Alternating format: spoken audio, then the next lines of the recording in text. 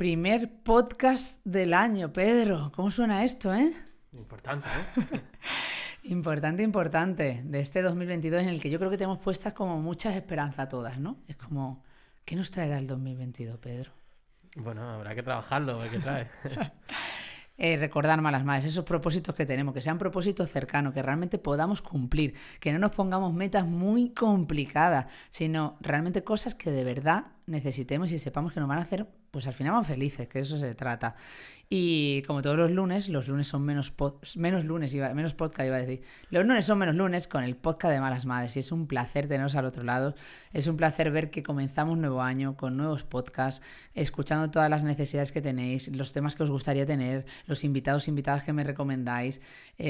Para mí sigue siendo de verdad el podcast como esa ventanita de oxígeno, ese lugar para estar con vosotras, para disfrutar, para aprender un montón, y es lo que vamos a hacer, porque yo creo que uno de los súper retos que tenemos siempre las malas madres es educar en emociones, es cómo gestionar las emociones de nuestros hijos y de nuestras hijas. Yo creo que ese es el súper reto que nos acompaña todos los primeros de año. Empezamos con buenos propósitos, luego vamos diciendo, ay, qué complicado es, pero yo creo que siempre una mala madre tiene esa meta, y es de poder educar a los niños emocionalmente, sobre todo esta generación de madres y padres que a lo mejor no nos educaron así, ¿no? Así que hoy es el temazo del podcast y así empezamos el año. Vamos a aprender a reflexionar, a disfrutar de ese tema, conociendo mejor cómo funcionan además nuestros cerebros. Ojo, cuidado con esto. ¿Y con quién? Pues con un grande, para empezar el año, con Rafa Guerrero, que es psicólogo, profesor y experto en psicoterapia infantil y adolescente. Pedro, toma nota porque hoy te llevas aprendizaje del bueno, ¿eh? Bien, estos son los que yo me llevo mis anotaciones. Pues quedaros por aquí, malas madres, porque hoy va a ser un podcast de los que os va a gustar de verdad y vais a tener que escuchar y reescuchar. Vamos a ello. El podcast del Club de Malas Madres, capitaneado por Laura Baena, la mala madre jefa. Una mala madre más con mucho sueño, poco tiempo libre y ganas de cambiar el mundo. Un podcast para reírnos, compartir nuestras miserias, sentirnos menos solas, más malas madres, menos madres perfectas, lanzar la capa de Superwoman y la culpa bien lejos y reivindicar una conciliación real. Bienvenidas, malas madres, porque mal de muchas, consuelo de malas madres. En pandemia tuve la suerte de hacer un directo con Rafa Guerrero y aparte me gustó mucho porque además yo no me acuerdo cuántos meses tenía Luchi, pero ahí estaba en pleno momento de lactancia materna intenso, con un vínculo que siempre lo digo y os lo cuento, que creo que es el vínculo realmente más sano, ahora hablaremos de esto de que es el vínculo sano que he podido tener, y que mi tercera maternidad ha sido la maternidad más consciente, ¿no? Esto podría sonar un poco, pues bueno, yo podría culpabilizarme y fustigarme por a lo mejor no haberlo hecho con mis otras dos hijas, pero es que en esto del vínculo, del apego, de la gestión de las emociones, de educar en positivo, no solo depende de las ganas y de la energía que tengamos nosotras, o de los valores, o de lo que realmente nos propongamos, depende de muchas más cosas. Depende del tiempo que tengamos, depende de la conciliación, depende de las situaciones que estemos viviendo, de las circunstancias. Entonces, a mí siempre sabéis que me gusta hacer entender que evidentemente somos responsables y tenemos que aprender, y ser madre es una gran responsabilidad. Tenemos que formarnos, tenemos que buscar las herramientas, porque no nos van a venir a dárnoslas así de repente con un manual cuando nace tu hijo, pero aún así también es muy complicado. Yo también tengo mucha suerte, evidentemente, en tener un apoyo fundamental, ¿no? que es mi pareja día a día, ¿no? Y eso me permitió, ¿no? Tener ese vínculo, tener ese apego, alargar la lactancia materna a lo que yo quería, que podía haber sido menos, pero en ese momento fue así. Y también os digo con un poco de humor que esto no sé si se me ha vuelto un poco en mi contra. Ahora le preguntaré a Rafa. Porque realmente a mí esto del vínculo tan sano que he hecho con Luchi, ay Dios mío, por ponerle humor, menuda intensidad en estado puro de mi querida Luchi, que esa no se separa de mí, que es un auténtico koala, que es que yo aparezco por casa y no se quiere separar, mamá. Y como todos los días, como todos los lunes, ¿no? Pues no se tiene el privilegio de estar con Rafa. Yo empiezo así el podcast, preguntándole algo personal, porque a mí me gusta mucho hacer de los podcasts mi propia terapia. Así me la ahorro. Es normal, Rafa. Bienvenido, Rafa, al podcast de Malas Madres, primero de todo. Muy buenos días y feliz año nuevo. ¿Cómo estás? Muy bien. ¿Y tú cómo te encuentras? Pues imagínate, empezando el año contigo y con las malas madres, pues me encantaba la vida, mejor no puedo estar, mejor compañía no puedo estar. Luego te preguntaré por tus propósitos de año nuevo, pero cuéntame, Venga. este vínculo sano del que tanto hablamos en aquel directo y que me ayudó, me hiciste reflexionar muchísimo, ¿es normal que luego el haber hecho un vínculo tan consciente y ese apego te lleve luego a una intensidad emocional o realmente no? Es decir, ¿qué me cuentas de esto que estaba yo contando? ¿Qué te ha venido a la cabeza, Rafa?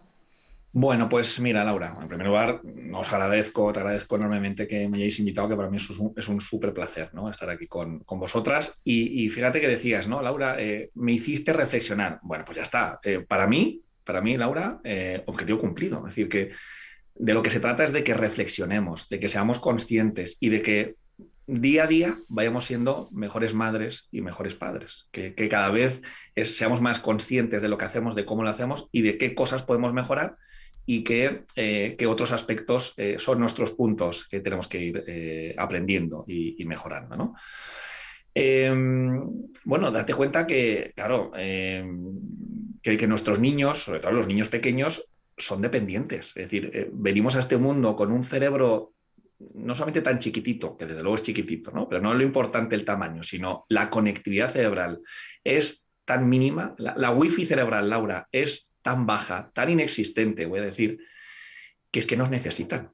Es que somos fundamentales para ellos. Entonces, claro, primeros meses, primeros años de vida, fíjate, diríamos, la etapa de infantil es que es fundamental. Entonces, muchas veces nos quejamos nosotros los adultos, Laura, de es que son muy pegajosos, es que son muy cansinos. Claro, la función de mamá y la función de papá es tremendamente cansada, ¿no? ¿Qué vamos a contar aquí, ¿no? Pues ya lo sabemos, evidentemente.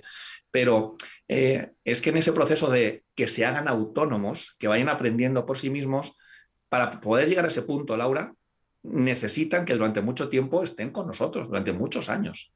Entonces, a veces a nosotros nos resulta muy agobiante, nos agobia que estén tanto tiempo con nosotros, que se peguen tanto, que dependan tanto, que nos pregunten tanto, que para recoger, que para hacer, que para vestirse y para todo nos necesitan.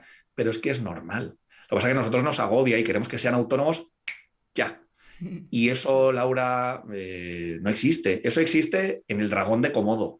El dragón de Komodo, la boa constrictor, es decir, los reptiles, fenomenal, sí, son independientes, pero la independencia en el ser humano no existe, Laura. Entonces, bueno, pues tenemos que ser pacientes y tenemos que ser conscientes de que para que el cerebro se desarrolle necesitamos de mamá y de papá, somos una especie altricial, lo cual quiere decir que venimos tremendamente inmaduros y para superar esa inmadurez necesitamos de la presencia de mamá y de papá. Y esa es la única, digamos, medicina, Laura, para que se vayan separando y vayan ganando confianza, vayan ganando autoestima, vayan ganando esa capacidad de hacer las cosas por ellos mismos. Pero es que esto lleva muchos años, Laura, muchos años.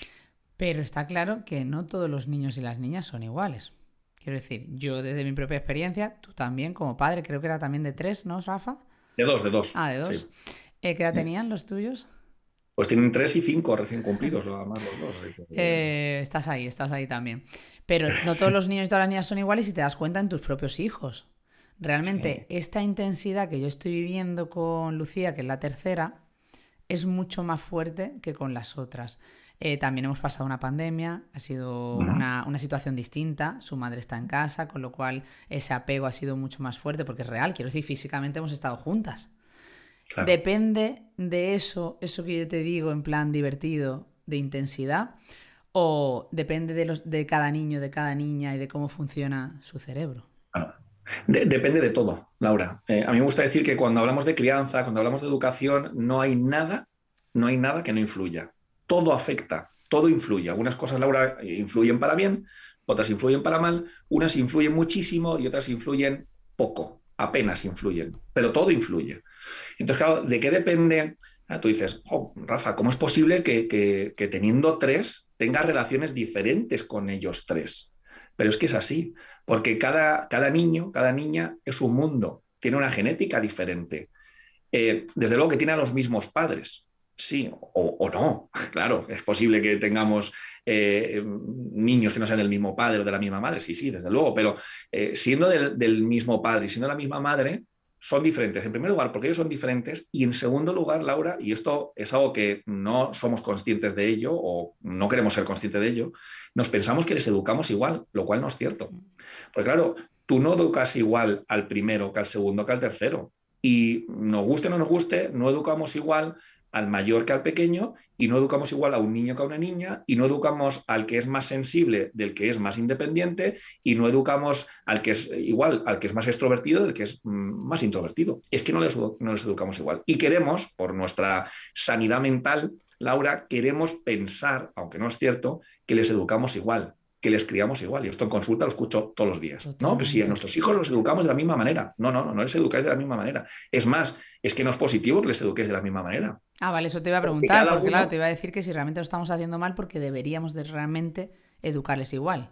Porque tienes toda la razón. Siempre caemos en el topicazo de, por ejemplo, antes estaba con mi hermana, era como, si nos han educado igual, ¿cómo somos tan distintas? ¿No? La típica es un topicazo. Y es verdad, yo analizo y no educo para nada porque es que tengo otra edad, otras circunstancias, ellas son distintas y eso. Claro. Pero es positivo incluso a educarles distintos, estabas diciendo ahora. Es positivo y es necesario. Es decir, Laura, yo creo que si nos vamos al aspecto más, lo físico lo entendemos mejor, ¿no? Es decir, cuando yo hablo en psicoterapia y hablo con los papás y les pongo ejemplo de la psicoterapia y de la psicología, no siempre lo entienden, entonces me voy al ámbito médico que lo entienden mejor, ¿no? Pues aquí pasa exactamente lo mismo. Vamos a dejar la parte emocional durante unos segunditos a un lado y vamos a hablar del aspecto físico. ¿Tú le sirves la misma cantidad de comida a tus 3 hijas por igual? Y hasta incluso, pues, siendo una de ellas bebé y chiquitina, ¿le pones el mismo tipo de comida? Ya no digo cantidad, sino el mismo tipo de comida. No, porque tu hijo, me lo estoy inventando, ¿vale? Pero tu hijo de adolescente que tiene 14 años, pues comerá como una lima y a lo mejor el de 10 no come tanto y el de 5. Es decir, que cada uno tenemos una manera de ser, tenemos una personalidad y tenemos unas necesidades. Todos tenemos las mismas necesidades. Todos necesitamos comer, todos necesitamos hidratarnos, todos necesitamos descansar, todos necesitamos que nos regulen nuestras emociones. Pero lo que sí que es cierto es que unos niños necesitan descansar más, otros menos. Unos niños necesitan comer más, otros comen menos. Y unos niños son más dependientes en cuanto a la gestión de las emociones y otros son más autónomos. Es decir, todos tenemos esas necesidades, pero lo importante es que les podamos acompañar, Laura, ¿en función de qué? En función de lo que ellos realmente necesitan. Unos niños son más sociables, otros son menos sociables. Bueno, pues el que es más sociable pues necesita menos acompañamiento. El que es más tímido o el que es más dependiente, el que se agarra a la pierna de mamá, pues necesita más ayuda en ese punto. Es decir, que son diferentes y por eso la manera, igual que en el sistema educativo decimos que tenemos que tratar de hacer camisas a medida, no de talla única, en casa exactamente lo mismo. Cada uno de nuestros hijos es diferente y sí, tendrá los mismos apellidos que sus hermanos. Sí, seguramente. No tiene por qué, como decíamos antes, ¿no? Pero deben recibir una crianza, una educación diferente. No digo opuesta, no. Pero son personas diferentes. Tu marido tiene una serie de necesidades más activas y otras menos activas y a ti te pasa lo mismo y no tenéis por qué coincidir. A lo mejor coincidís, claro que sí, pero no tiene por qué coincidir. Entonces hay que adaptar. Interesante. Una de las cosas que pasan siempre que hablamos con las malas madres, con este objetivo que tenemos todas, que yo creo que es un propósito que nos marcamos en este primer podcast 2022, es sin duda la gestión en las emociones, ¿no? Es decir, aparte muchas veces lo decimos sin saber ni lo que estamos diciendo, Rafa. ¿Sabes? Como nos han dicho que hay que educar en las emociones, tenemos todas emocionarios, libros que nos acompañan para saber, sí que sabemos, porque quiero decir, estamos hablando de madres y padres que nos preocupamos de verdad, ¿no? Y que queremos además, y que la mayoría venimos de querer cambiar el patrón establecido y lo que hemos recibido nosotras. Entonces somos conscientes de saber cómo están, de que nos expliquen, de que nos cuenten, de buscar esos espacios de conversación, ¿no? La teoría no la sabemos, luego la práctica nos cuesta. Pero en la educación, en las emociones, y tú que acompañas a tantísimas familias, ¿cuáles como las claves o lo primero por donde hay que empezar para hacerlo bien? ¿En qué fallamos todas? Cuéntame un poco esta parte para empezar. Pues mira, Laura, yo creo que como bien dices, ¿no? Creo que cada vez vamos siendo más conscientes de la importancia de las emociones. Y bueno, por lo menos están más presentes en nuestras vidas, ¿no? Y vamos, las malas madres que nos estén escuchando, desde luego, si nos están escuchando es porque les interesa, ¿no? Porque sienten esa curiosidad y tienen esas ganas de aprender. Pero vamos haciendo avances muy poquito a poco, pero es muy poquito a poco. Claro, date cuenta, Laura, que venimos de las generaciones de nuestros padres, de nuestros abuelos. Han sido generaciones donde la emoción no tenía cabida. Total. No tenía cabida. Y fíjate que si hablamos del desarrollo del cerebro, solemos decir esto de no, es que el ser humano es un ser racional. Y desde luego que somos seres racionales, pero es que antes de racionales somos emocionales. Es decir, la emoción nace en los primeros mamíferos hace unos 200 millones de años. Y la razón aparece con los primates hace unos 60-65 millones de años, con lo cual la emoción le lleva 140 millones de años de diferencia, de existencia a la razón.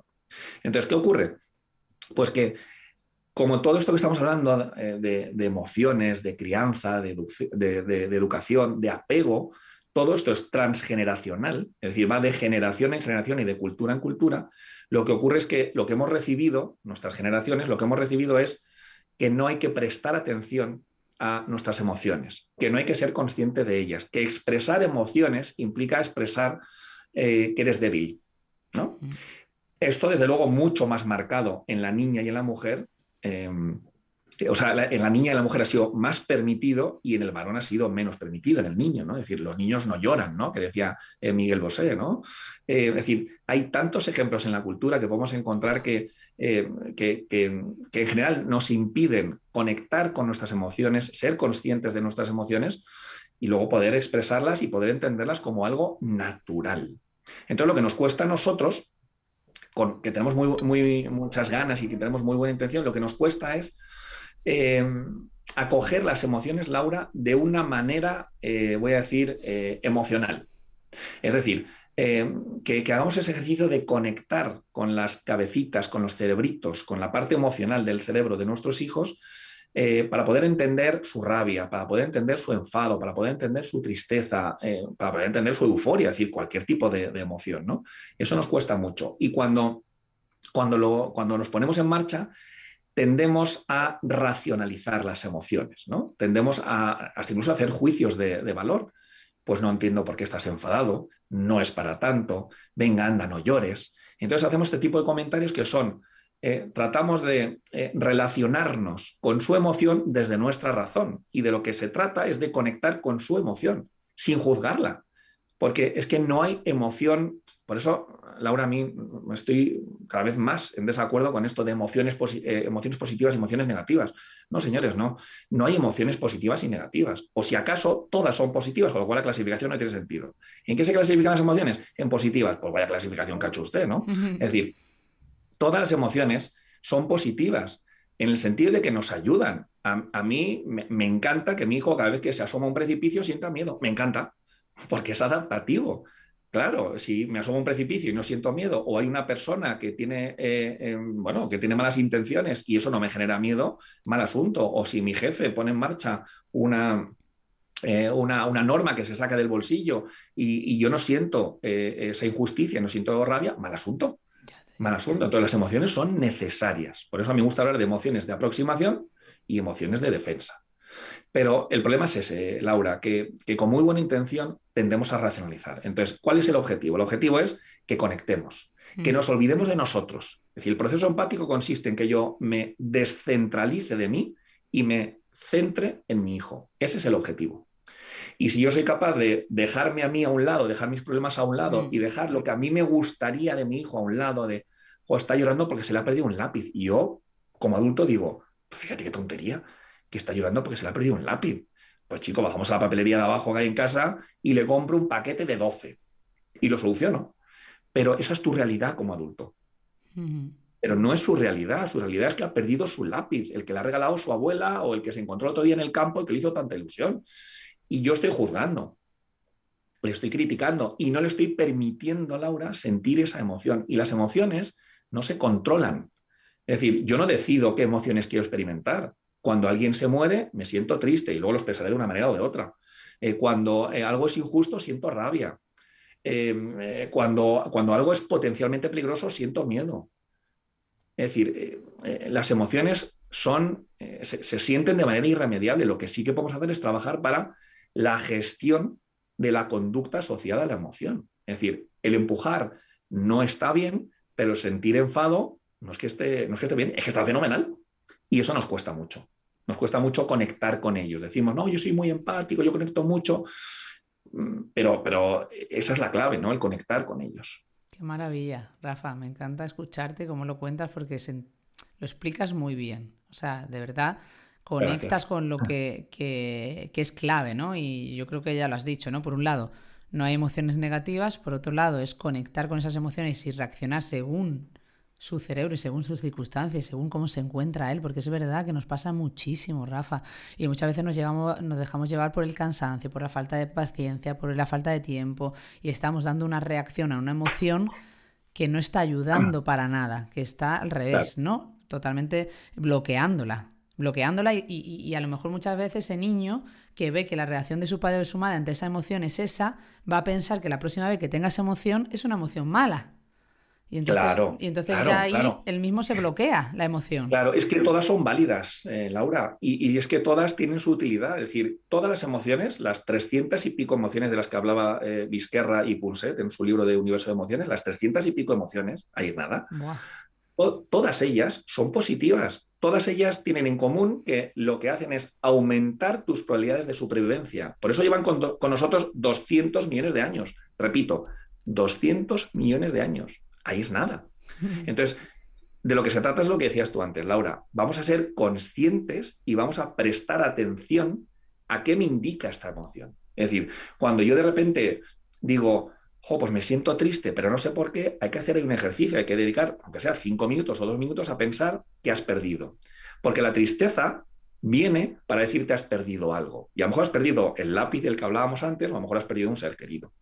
Cuando tú estás muy enfadado es porque algo es injusto o porque no te dejan hacer algo que tú quieres o porque invaden tu espacio psicológico o físico.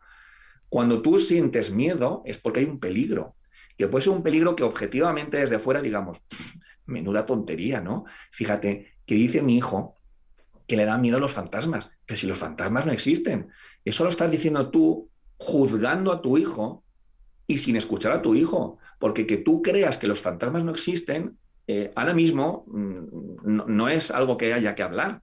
Los fantasmas existen, pero ¿sabes por qué existen, Laura? Porque tu hijo te lo está diciendo. Y desde el momento en que tu hijo está aterrado, pensando o creyendo que detrás de la cortina hay un fantasma, es que hay un fantasma. Escucha a tu hijo. Te lo está diciendo él. Si no consiste en que midamos, si no consiste en que pongamos la curva normal de Gauss, si no consiste en que pasemos el rayo X para ver realmente si hay o no lo hay. Él lo siente. Él siente que hay un fantasma. Acógele. ¿Y Te dónde estás diciendo está? que se siente desprotegido. Protégele. ¿Y dónde está? Mira, tú mismo has puesto la palabra de lo que quería preguntarte. ¿Dónde está el límite entre acompañarles, conectar y sobreprotegerles? ¿O nos tiene que dar igual? Bien. ¿O nos han vendido también la moto con esto de la sobreprotección y estamos tan A ver, obsesionados? Es que estamos obsesionadas con no claro, sobreproteger porque eso va a ser malo para ellos y ellas. claro. Mira, yo creo, Laura, y lo digo siempre con mucho cuidado, porque hay mucho sufrimiento debajo de todo esto, ¿no? Pero creo que entendemos muy mal la sobreprotección. Es decir, creo que no sabemos bien lo que es la sobreprotección. Decimos, cuando yo como padre protejo mucho a mi hijo, es que le estoy sobreprotegiendo. No. La sobreprotección, bajo mi punto de vista, Laura, es cuando el padre, la madre, el adulto, me da igual, el abuelo o el profesor, me da igual, el adulto de referencia siente tanto miedo que no es capaz de separarse de sí mismo ni de conectar con su hijo como para darle lo que él o ella necesita. Es decir, cuando llevamos a cabo este tipo de conductas, muchas veces las juzgamos de fuera y decimos, fíjate ese padre cómo sobreprotege a su hija o sobreprotege a su hijo. Vamos a poner un ejemplo. Tú imagínate que estamos en el parque, tú y yo, charlando, y de repente nos encontramos con un padre que coge a su hija de 3 años en brazos, sube por el tobogán y se tira por el tobogán con ella. Y tú y yo decimos, nos damos codazos y decimos, fíjate, qué sobreprotector. Bueno, no podemos decir desde fuera si es sobreprotección o no. ¿Por qué? Porque tú y yo estábamos charlando y no sabemos exactamente lo que ha pasado ahí. Si la niña viene, la niña de 3 años le dice a su papá, papá, es que me quiero tirar por el tobogán, pero me da mucho miedo, ¿te puedes tirar conmigo? O la niña, o sea, hay muchas fórmulas, ¿no? La niña ves que siente mucho miedo y el papá se agacha y le dice, cariño, ¿te da mucho miedo? Sí, papá, me da mucho miedo. ¿Quieres que me tire contigo? y la niña dice que sí, porque es su necesidad, no la del padre, la de la niña, no le estás sobreprotegiendo. Estás, como decías tú, Laura, acompañándole. Estás dándole esa protección. Necesita estar tanto emocional como físicamente con su papá. Y entonces el papá, todo grandullón, se tira por el tobogán con la niña de 3 años. ¿Le estás sobreprotegiendo? No. Pero tú imagínate, Laura, que el padre, que le dan mucho miedo los toboganes, la niña muy aventurera se va a tirar por el tobogán y le dice, no, cariño, no, ¿dónde vas? Un segundo, que me tiro yo contigo, no ese que te caiga, que estás daño y luego encima mamá me echa la bronca. Entonces... Ahí le estás sobreprotegiendo. Es decir, ¿dónde está el límite? Sí. El límite está en tu hijo, el límite está en tu hija. Es decir, pregunta, conecta. Es decir, ¿qué necesita tu hijo? Yo, cuando hablo de los apegos, ¿no? Lo hago de una manera metafórica. ¿Qué necesita tu hijo? Una naranja, esto es metafórico, no literal, ¿eh? ¿Necesita una naranja? Dale una naranja. ¿Necesita una piña? Dale una piña. ¿Necesita 3 kiwis? Dale 3 kiwis. Pero si necesita 3 kiwis, no le des 2, pero tampoco le des 4. No le des una cesta llena de kiwis. Dale lo que necesita. ¿Necesita una naranja? Dale una naranja y del tamaño en que la necesita. Muchas veces, claro, nos hacéis estas preguntas, ¿no? ¿Cómo sé lo que le tengo que dar? Y digo, yo sinceramente, Laura, te lo digo con todo el cariño del mundo, no tengo ni idea de lo que le tienes que dar a tus hijas. Las únicas que lo saben son ellas y tú, que tienes la capacidad de conectar con sus cerebritos y saber exactamente lo que ellas necesitan. Los psicólogos, los psicoterapeutas no somos magos, no tenemos la bola de cristal ni sabemos lo que necesitan los demás. Consiste en conocer a las personas, consiste en conocer a nuestros hijos y saber exactamente qué es lo que necesitan. Ahí está. Pregúntale, ¿no? Metafóricamente, si necesita una naranja, media naranja, 3/4 o un naranjo entero. Porque a veces vamos metafóricamente con el naranjo entero a darse a nuestros hijos y decimos, madre mía, qué sobreprotector este abuelo. Es que a lo mejor la niña necesita un naranjo entero para sentirse segura. Y ahí está el límite. Pero la sobreprotección no es proteger en exceso. Es cuando yo como padre, yo como madre, hago cosas, Laura, no en base a lo que necesita mi hijo o mi hija, sino en base a lo que yo necesito. Y nosotros, como adultos, tenemos que ser capaces de gestionar nuestras propias emociones para poder ayudar y acompañar a nuestros hijos a que aprendan a gestionar las suyas. Pero si yo no parto de una buena capacidad de regulación emocional desde el adulto, no te voy a poder ayudar a ti. Una mamá dependiente va a hacer a su hija dependiente. Un papá evitativo, un papá que evita constantemente el canal y el mundo emocional, va a hacer a su hijo, muy probablemente, alguien evitativo y alguien que tiende a desconectarse de su mundo emocional.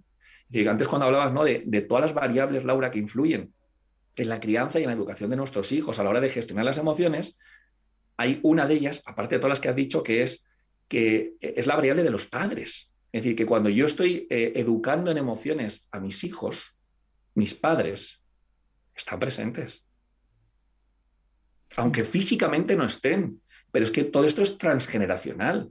Bueno, es que... y luego lo que te iba a decir, que no solo depende de cómo lo queramos hacer nosotros, sino además de que toda esa educación aprendida la tenemos dentro, también además está el juicio externo, Rafa. Porque claro, ahora tú te ves, pues por ejemplo, una de mis hijas, ponte que es más tímida y por lo que sea le cuesta más entrar en el cumpleaños infantil. Y yo sé que ella no se acerca si no va con su madre, que es la que la acerca. Cuando otra de mis hijas está ya ahí metida hasta el fondo. Entonces, si tú a esa niña la acompañas, pues es... Pero bueno, déjala, ¿qué tal? Que no sé qué. Y nos cuesta mucho. Y quiero decir que aquí me venían como 2 preguntas mientras hablabas de las emociones, que es maravilloso escucharte, pero era por un lado, ¿cómo hacemos con todos esos juicios externos de lo que nos tenemos que desprender? Y lo sabemos. Y si la sociedad... Porque parece que la sociedad no está preparada para esta educación en emociones y esta gestión emocional que algunos padres y madres queremos hacer, Rafa. No estamos preparados. Y claro, a mí que me gusta mucho hablar del apego seguro, creo que tenemos una sociedad que va completamente en contra del apego seguro. Es decir, no estamos preparados a muchos niveles, ¿no? Es decir, desde luego no hay conciliación, que te voy a contar a ti. Desde luego que las características de la sociedad no van en pro de un apego seguro. Y fíjate, Laura, que nos encontramos con que los estudios científicos llegan a la conclusión de que a nivel mundial, entre un 50, 55, como mucho 60% de la población tiene un apego seguro. Es decir, estamos hablando de un poquito más de la mitad, en el mejor de los casos, ¿no? Y creo que las condiciones, las características de nuestra sociedad, esta sociedad hiperactivada, completamente hedonista, que vive en el momento presente, que le importa más el escaparate que lo que vendes en la tienda, y esto también tiene mucha culpa, mucha responsabilidad de las redes sociales, ¿no? Buah. La apariencia, ¿no? La educación, que es más importante el destino que el viaje. Es decir, todo esto va en contra de un apego seguro. Y a mí me preocupa mucho, me preocupa mucho. Qué herramientas le das a las familias que acompañas para intentar, sobre todo cuando, porque ahora hablaremos del cerebro, porque has hablado ya de eso y quiero entrar de lleno en el nuevo libro, pero qué herramientas le das a los padres y a las madres que realmente quieren educar en este sentido, sobre todo cuando llega la temida preadolescencia, Rafa, y nos encontramos con que fomentar el pensamiento crítico de esos niños y esas niñas es tan importante, seguir acompañando emocionalmente cuando de repente se produce esa, ¿no? Esa desvinculación muchas veces entre padre, madre, hijo, hija. Claro, a ver, la etapa adolescente, Laura, que es una etapa difícil, ¿no? Es una etapa difícil, sobre todo porque es una etapa de cambio. Es como la serpiente que muda su piel, ¿no? Luego la serpiente, o sea, la piel de la serpiente luego va a ser mucho más chula, mucho más flexible, mucho más adaptada a la edad y al momento de la serpiente, pero mientras se muda la piel, pues la cosa está chunga, ¿no? Entonces, bueno, en esa etapa adolescente hay muchos cambios, muchos cambios. Y quien organiza todo esto, quien es el director de orquesta perdón, de todos estos cambios es el cerebro, sin lugar a dudas, ¿no? Entonces, yo creo que hay una de las, me pedías alguna idea, ¿no? ¿Qué es lo que trato de trabajar con las familias, ¿no? En consulta. Hablemos de adolescentes, de preadolescentes o hablemos de niños. La mirada incondicional. Mirar incondicionalmente a nuestros hijos me parece que es algo que debemos aprender, porque no venimos de serie con esa capacidad de mirar incondicionalmente. Eh, es algo que se tiene que trabajar. Consiste en no juzgarles, consiste en no señalarles, en no estigmatizarles. Por supuesto que yo puedo decirle a mi hijo, esto que has hecho no me parece bien. La respuesta que le has dado a tu madre no me parece correcta, te has comportado de una manera impertinente o maleducada. Claro, faltaría más, estamos educando a nuestros hijos. Pero que mi hijo se haya comportado de una manera maleducada no implica que él sea un maleducado, ¿no? Y de todo esto, pues ya ha hablado aquí en Malas Madres mi buen amigo Alberto Soler, ¿no? De las etiquetas, ¿no? Y ahí el experto es él, ¿no? Pero cuidado con estas etiquetas. O sea, yo puedo describir, puedo señalar y puedo criticarte por la conducta que has llevado a cabo, pero no debo jamás señalarte como persona. La persona está por encima de todo. Es decir, debemos querer a nuestros hijos, Laura, por el simple hecho de que son nuestros hijos. Yo quiero a mis hijos no por lo que hacen o por lo que dejan de hacer, sino por quiénes son. Con tal de que lleven los apellidos de mi mujer y el mío, ese ya es motivo, el hecho de que sean nuestros hijos, ya es motivo suficiente para que les queramos, les miremos y les amemos de manera incondicional.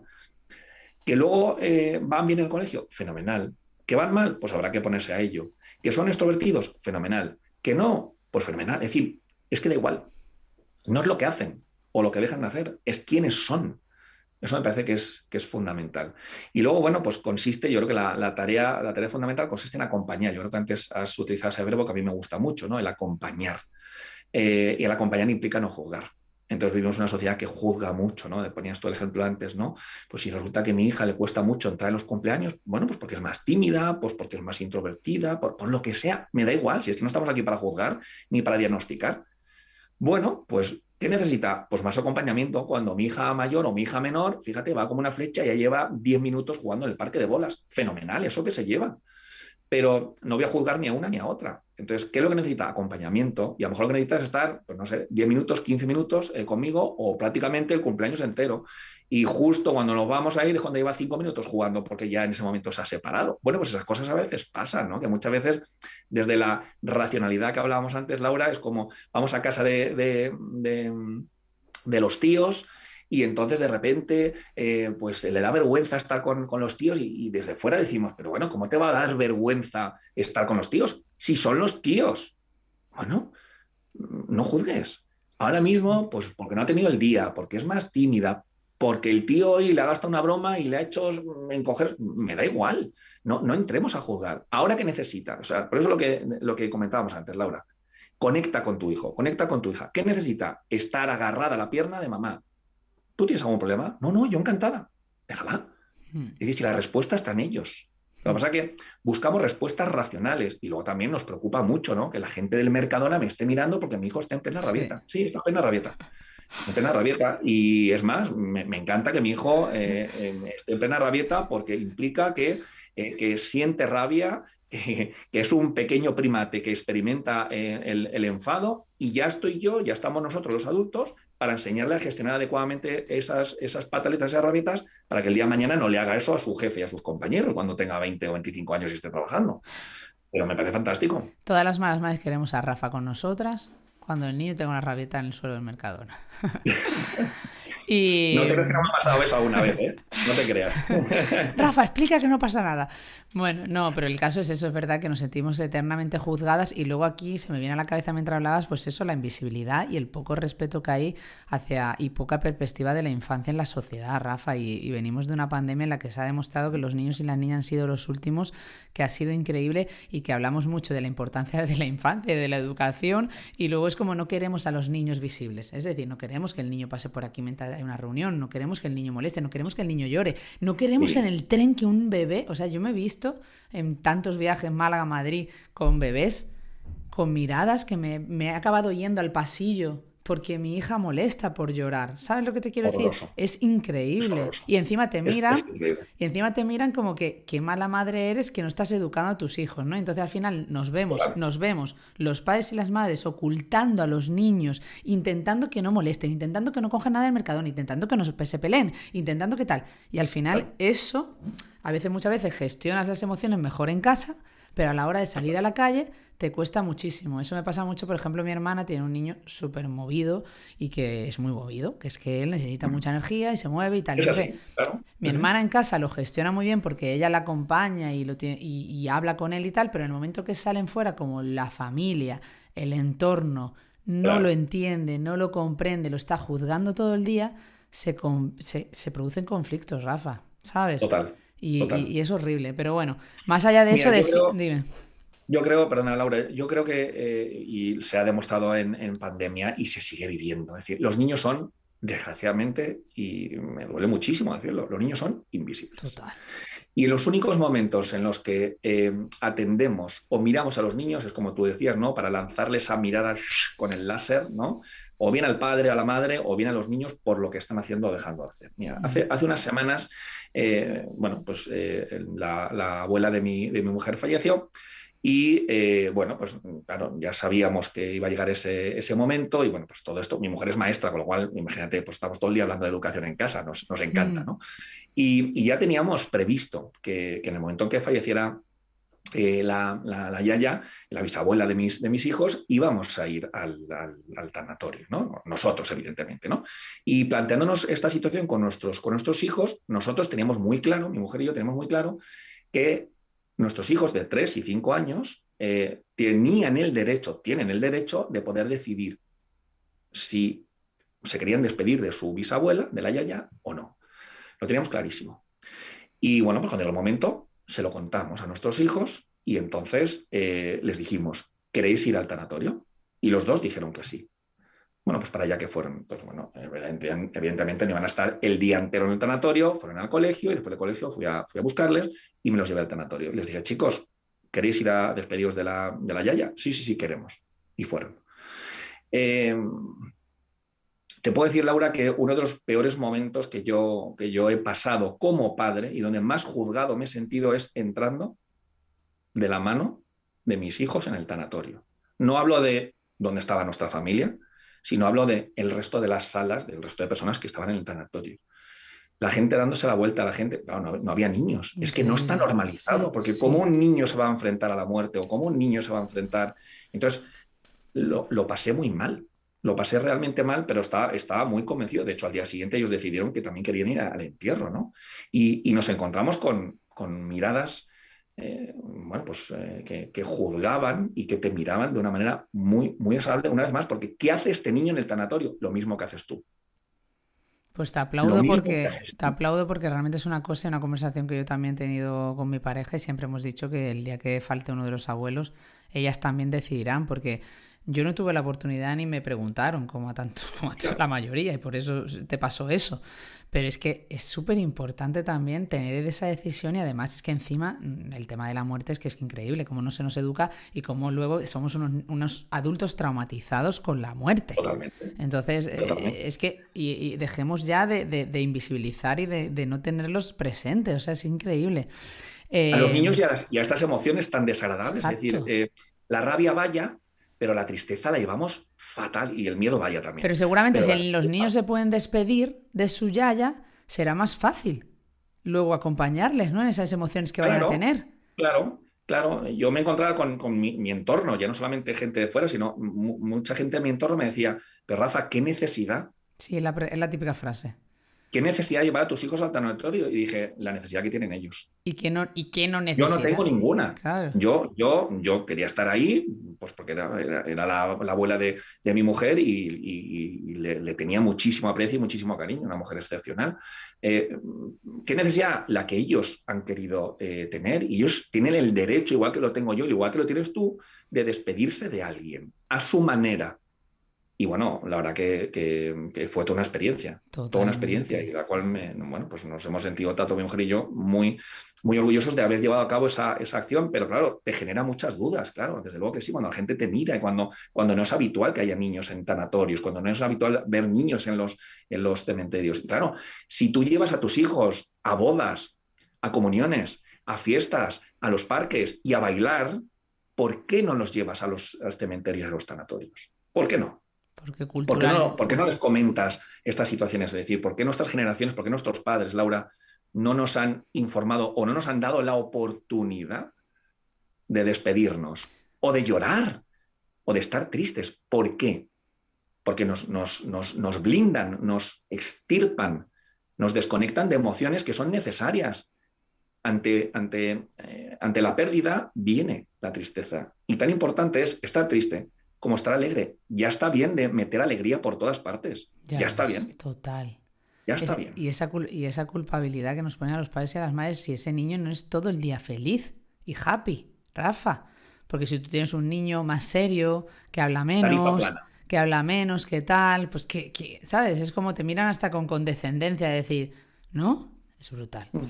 Pero bueno, lo que está claro en que en todo esto hay una cosa clara y yo creo que eso de ahí todo tu trabajo, todas tus charlas, tus libros, hay que informarse. Tenemos una responsabilidad, leer, informarnos, pedir ayuda, tener conocimiento para enfrentarnos realmente a poder acompañar bien esas emociones, como decía Rafa, ¿no? Y eso conecta con lo que ya has apuntado, que es conocer el cerebro infantil y adolescente, que es este libro maravilloso que tengo azul con un cerebro hecho por globos de colores muy bonito en la portada, que es Muy Claves bonita, y ¿verdad? secretos de la neuroeducación y que lo tengo aquí conmigo, que es el último libro de Rafa, que le contaba antes que me parece brutal, me parece que hay un trabajo increíble detrás en cada uno de los capítulos, en todos los recordatorios que tiene, en las claves de cada capítulo, en lo gráfico que es. Yo creo que el libro es como un reflejo visual de cómo es Rafa. A Rafa se le entiende muy bien, nos explica las cosas muy bien, pues el libro igual. Y entonces Qué bonita que eres. no, es importante realmente, te admiro y eso se nota. Es importante realmente conocer el cerebro, es decir, el objetivo de este libro es conocer el cerebro infantil y adulto, entiendo realmente, para esa pregunta obligada primera, que es ¿en qué nos Infantil y ayuda? adolescente. Claro, Más que infantil adulto, que hay algunas eso, claves, pero sobre infantil todo adolescente, perdón. eso es. La primera pregunta obligada es esa, ¿en qué nos ayuda conocer bien el desarrollo del cerebro de un niño y adolescente? Que lo explicas además con 4 colores y 4 cerebros. Cuéntanos, Rafa. Claro. Bueno, en primer lugar, Laura, conocer el cerebro, conocer cómo funciona, cómo se desarrolla, nos permite poder entender mejor a nuestros hijos y nos permite poder ajustar un poco más las expectativas que tenemos con ellos, ¿no? A veces, yo pongo un ejemplo así muy exagerado y muy tonto, ¿no? Esto es como pretender que mi hija de 6 meses pueda correr la maratón. Pues evidentemente no, ni su cuerpo, ni su cerebro, ni sus músculos están preparados para aguantar y para resistir una maratón. Pues lo mismo, si conocemos cómo funciona el cerebro, Laura, estaremos en disposición de poder comprender mejor por qué a los 2, a los 3, a los 4 años hay rabietas, por qué gestionan de esta manera tan mala o tan desadaptativa determinadas emociones. Y luego también podremos establecer unas buenas expectativas. Como bien dice nuestra queridísima Marian Rojas Estapé, comprender es aliviar. Es decir, si yo comprendo cómo funciona el cerebro, me voy a sentir muy aliviada, me voy a sentir muy aliviado porque ya estoy más ajustado de lo que es normal y de lo que no es normal, de lo que se puede y de lo que no se puede, ¿no? Entonces, como tú bien dices, en el cerebro desarrollo el modelo pedagógico de los 4 cerebros, que lo que hago es hablar lo menos posible de estructuras anatómicas, que a veces esto crea fiebre, sarpullidos y hasta incluso alucinaciones, ¿no? Hablar de anatomía es como, qué horror que este hombre viene ahora a hablarnos del cerebro, ¿no? Trato de hacerlo lo más práctico posible y por eso hablo de los 4 cerebros, ¿no? O los 4 colores. Entonces lo que hago es, dentro de ese encéfalo, divido el encéfalo en 4 grandes zonas, ¿no? Que es el cerebro rojo, el cerebro verde, el cerebro azul y el cerebro amarillo. El objetivo al final es que esos 4 colores, esas 4 grandes zonas, Laura, estén conectadas. Porque cada una de esas áreas decíamos que tiene una función o varias funciones, ¿no? El cerebro rojo es el cerebro de la supervivencia, el que hablábamos antes, ¿no? Del dragón de Komodo. Lo único que le interesa es estar con una temperatura agradable, estar descansado, estar hidratado, estar bien alimentado, ¿no? Ese sería el cerebro rojo, que son necesidades fisiológicas. Luego viene el cerebro verde, que es el cerebro emocional. Cada vez que nuestros hijos están en plena rabieta o cada vez que nos sentimos tristes por el fallecimiento de alguien o cada vez que estamos alegres, se enciende ese cerebro verde. Luego hay un cerebro azul, que es el que, sobre todo en el colegio, en el instituto, se encargan de trabajar de una manera más potente, ¿no? Que es el cerebro del almacenamiento, ¿no? De guardar mucho conocimiento, pues mucha información que vamos captando a través de los sentidos y se va almacenando en ese cerebro azul. Y luego, en último lugar, está el cerebro amarillo, que se corresponde con la corteza frontal. Esta va a ser la única estructura que voy a nombrar. Y en esa corteza frontal nos encontramos con el director de orquesta, el director del cerebro, que es el que se encarga de unir y de coordinar al resto de los cerebros, ¿no? Y bueno, pues la idea es explicarlo de una manera así de práctica, así de pedagógica, porque claro, yo al final mi objetivo es que cualquier persona pueda entenderlo. Entonces, bueno, por eso, ¿no? Decías antes que hay tantos sabías qué es, hay muchos recuerdas, hay muchas ideas claves y trato de hacerlo lo más, pues lo más fácil y lo más práctico para que esa misma tarde, esa misma mañana, las mamás y los papás lo puedan poner en marcha y puedan, comprender cómo es el cerebro y que puedan establecer pues expectativas que sean alcanzables por sus hijos, ¿no? Por eso, sobre todo, me centro en la etapa infantil y en la etapa adolescente. ¿Cómo es el cerebro de sus hijos para poder comprenderles mejor a ellos, ¿no? Y hablabas del cerebro azul, que es el que se centra el sistema educativo. ¿Debería el sistema educativo, y aquí la pregunta de qué está faltando a ese sistema educativo para que sea realmente también un buen compañero de viaje, además de el conocimiento y la responsabilidad de los padres y de las madres, además de cuando pedimos ayuda a expertos o a psicólogos, ¿no? ¿Qué está faltando para que no se centren solo en esa parte? Rafa, ¿o qué pedirías tú que el sistema educativo tuviera en cuenta, aparte de que ya lo has dicho un poco, de esa personalización que tenemos que tener para entender que cada niño, cada niña es distinto? Pues yo creo que, Laura, la clave está en que los distintos sectores, incluido el sistema educativo, se tenga en cuenta a la persona, ¿no? Entonces, claro, al final, bueno, pues también las condiciones que tienen los profes, a los cuales les tengo mucho cariño y siento una gran admiración hacia ellos y hacia su trabajo, las condiciones no son las ideales, ni muchísimo menos. Es decir, aulas con 20 y muchos, 30 y pocos, y en algunos casos hasta incluso 40 alumnos, pues es muy difícil, es tremendamente difícil. Entonces, claro, hacer camisas a medida para cada uno de los 30 y pico alumnos que tienes es tremendamente difícil. Pero el sistema educativo, y creo que poquito a poco, Laura, afortunadamente estamos siendo más conscientes, ¿no? De nuestras limitaciones y estamos poquito a poco haciendo cambios, y de verdad que hay muchas personas y muchos colegios que están haciendo ese esfuerzo y lo están consiguiendo. Creo que es una manera pues de darle demasiada importancia a la memoria, ¿no? De memorizar demasiado. Tienes un capítulo dedicado a la memoria. Y tengo un capítulo ahí en ese libro dedicado a la memoria, también al aprendizaje, ¿no? Y a otros procesos. Pero yo creo que es fundamental, ¿no? Que entendamos que cuando educamos, que cuando criamos, que cuando hay un adulto que está presente ante un niño, ante una niña, ante un adolescente, debemos abrigar y debemos dar importancia a los 4 cerebros. porque al final de lo que se trata es de dar ese equilibrio, de dar esa capacidad de regulación, de dar esa homeostasis, ¿no? Que llamaban los griegos. Y el sistema educativo en general se centra demasiado en ese cerebro azul y se centra demasiado en adquirir conocimientos.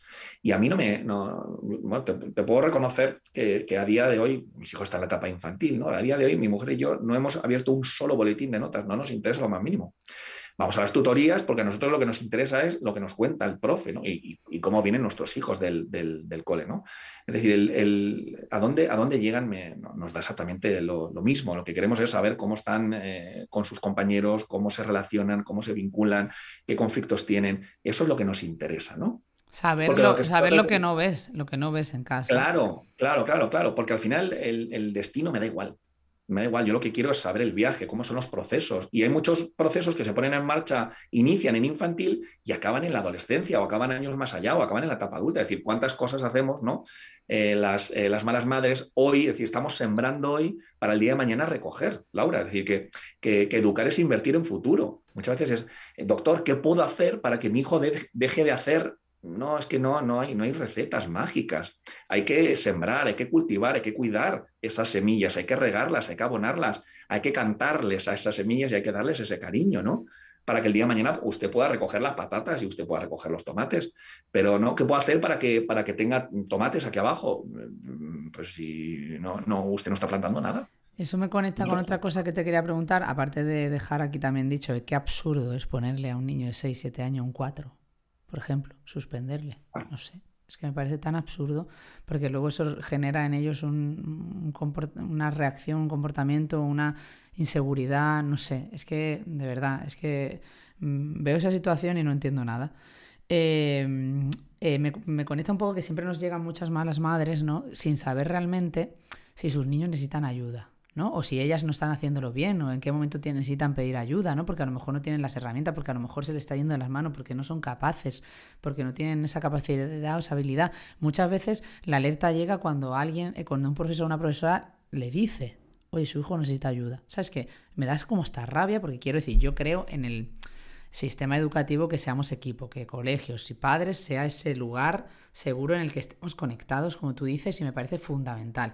Pero me resulta ahora, con todo lo que estoy escuchando de ti, que me daría rabia que el día de mañana tenga que ser un profesor o una profesora la que me diga que mi hija necesita ayuda y no darme cuenta yo, ¿no? Pero bueno, sí que pasa. Pasa a veces porque a lo mejor es decir, a lo mejor en casa tienen un comportamiento y luego en la escuela tienen un comportamiento que sí que se destapa que necesitas ayuda.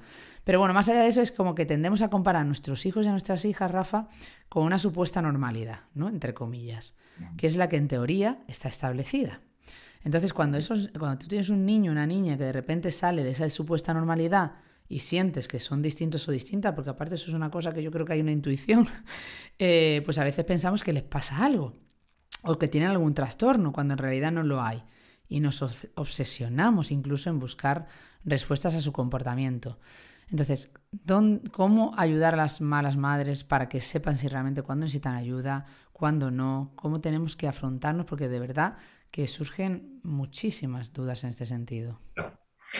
Pues fíjate, Laura, que lo más habitual, lo más normal es que esa petición de ayuda o esa señal de SOS, ese humo que estamos viendo, lo más frecuente, lo más habitual es que venga del colegio. Pero tiene todo su sentido, ¿no? Es decir, vamos a ser conscientes, queridas malas madres, de que los profesores están acostumbrados, y además, claro, un profesor no está hoy en 4 años infantil, el año que viene está en 6º de primaria y el que viene está en 2º de bachillerato. Es decir, los profesores están, 1 o 2 cursos arriba, 1 o 2 cursos abajo, ¿no? Es decir, que están muy acostumbrados a ver, venga, va, 30 niños de 3 años. 30 niños de 4 años, es decir, que están muy acostumbrados a sus etapas, ¿no? Entonces, a ellos les resulta muy sencillo detectar o encontrar que algo está pasando. A veces están más encaminados, otras veces están menos encaminados, pero son los que levantan primera mano y dicen, oye, aquí está pasando algo. Entonces, bueno, yo entiendo, porque todo lo que se nos escapa como padres nos genera mucha culpa, ¿no? Nos genera mucha culpa, pero que seamos conscientes, Laura, de que... Quítanos la culpa, Rafa, quítanos. Claro, pero no la voy a quitar yo, os la va a quitar Freud, ¿vale? Sigmund Freud decía hace más de un siglo que uno en esta vida hace solamente aquello que puede. Y esto es una de las cosas que trabajo constantemente en consulta con los papás. Me encuentro todos los días prácticamente con papás que me dicen, jo, es que si yo ahora pudiera rebobinar y pudiera ir al comienzo y pudiera haber hecho esto con mi hijo o pudiera haber cuidado un poco más a mi mujer o a mi marido, ahora mismo no estaríamos separándonos. Le digo, no es cierto, no es cierto. No es así, tú en ese momento hiciste lo que pudiste, lo que estaba en tus manos. Lo que pasa es que la culpa nos viene a visitar, porque por mi culpa, por mi culpa y por mi culpa, estamos constantemente culpándonos. Porque hacemos cosas, hacemos lo que podemos, pero siempre estamos con la mirada puesta, Laura, no en lo que podemos, en lo que hacemos y en la vida que llevamos tan estresante, tan hasta arriba de cortisol, aquí hago un guiño a Marian Rojas, sino que estamos pendientes de lo que deberíamos haber hecho. Y entonces esto de lo que deberíamos, que pertenece al cerebro azul, ¿no? Lo que se tiene que hacer, hombre, es lo suyo, volvemos otra vez, Laura, a la mirada de las señoras mayores que están haciendo la compra al Mercadona y que están viendo que mi hijo está pataleando y me están mirando porque yo lo único que he hecho ha sido sentarme al lado de él y están diciendo, fíjate este padre que no le hace ni caso. O fíjate este padre que qué estará haciendo o dejando de hacer para que este niño le esté montando este pollo aquí. O qué niño tan mal educado, ¿no?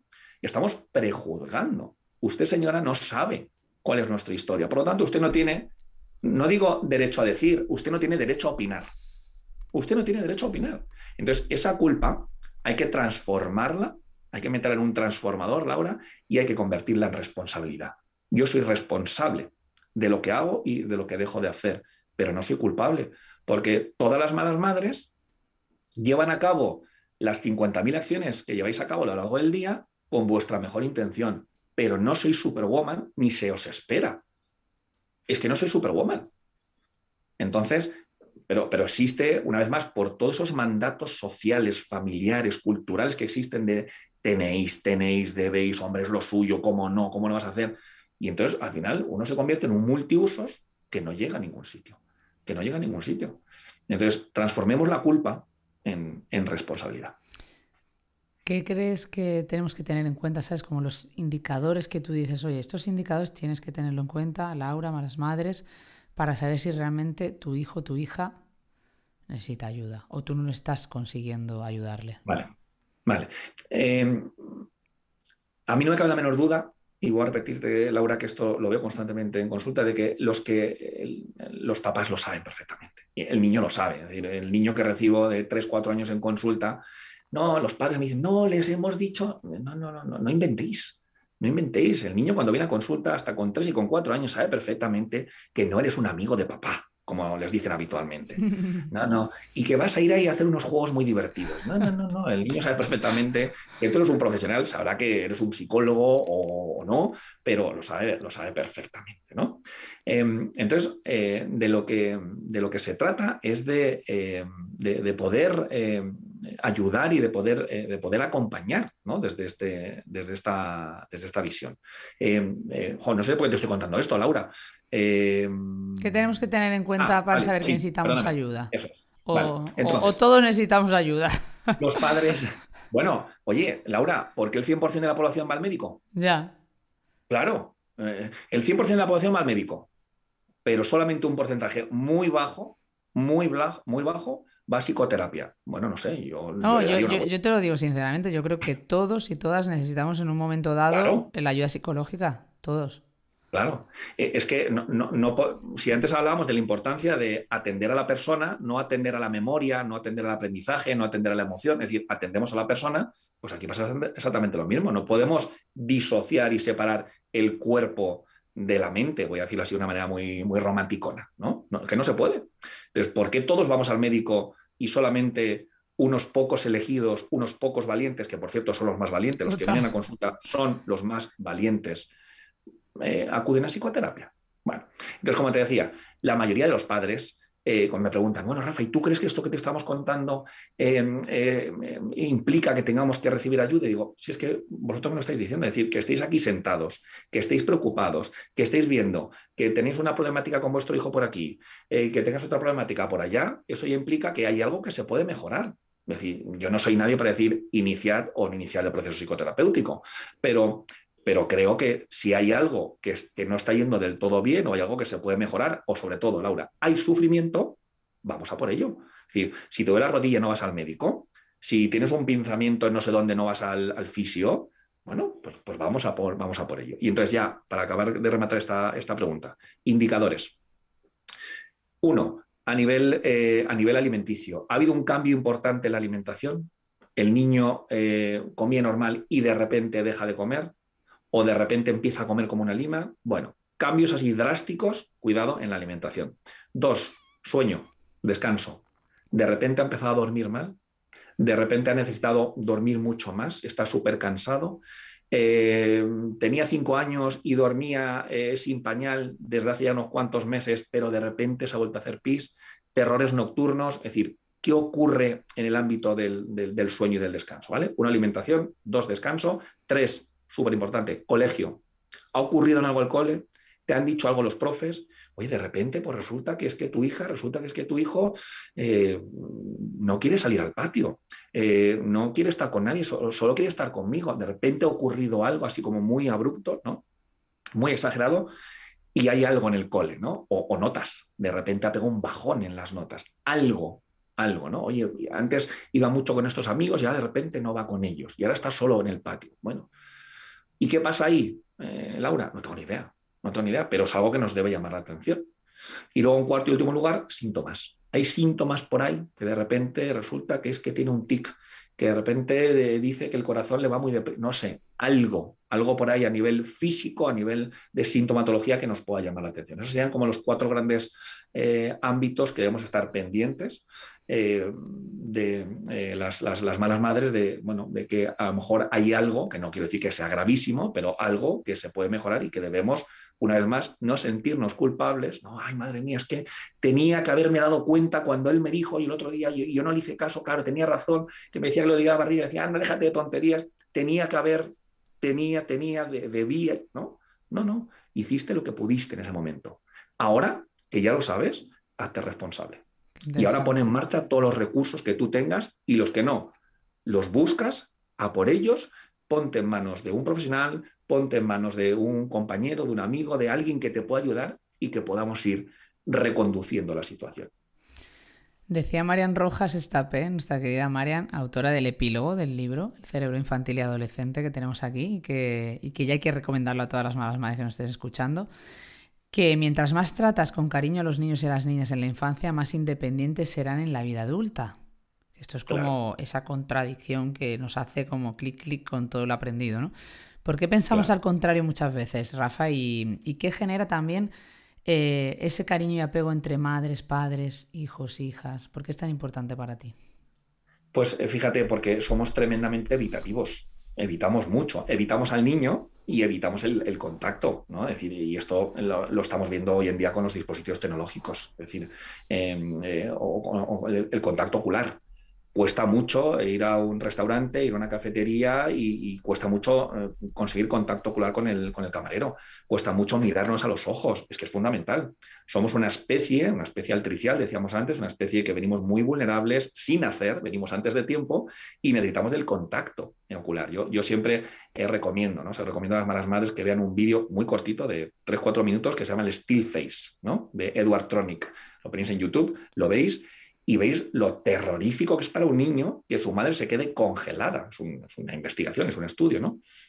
Y es terrorífico para un niño pequeño que su madre se quede congelada. Entonces, como vivimos en una sociedad, Laura, tremendamente evitativa, pues evitamos estos canales, ¿no?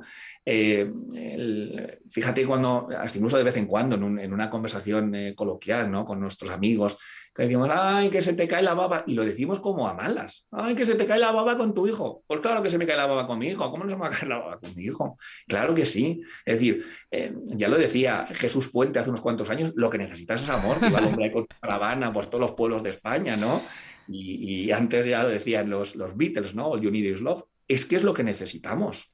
Es decir, la gasolina, los ingredientes, hay muchos, que van a ir creando, van a ir permitiendo ese desarrollo cerebral, Laura, se llama amor, se llama cariño, se llama presencia. Esos son los ingredientes fundamentales. Pero claro, como vivimos en una sociedad tremendamente evitativa y donde tenemos ese mandato tanto social como cultural como familiar que dice no le des no le des cariño a tus hijos porque lo vas a hacer dependiente. Y digo, ¿pero cómo lo vas a hacer dependiente si ya es dependiente?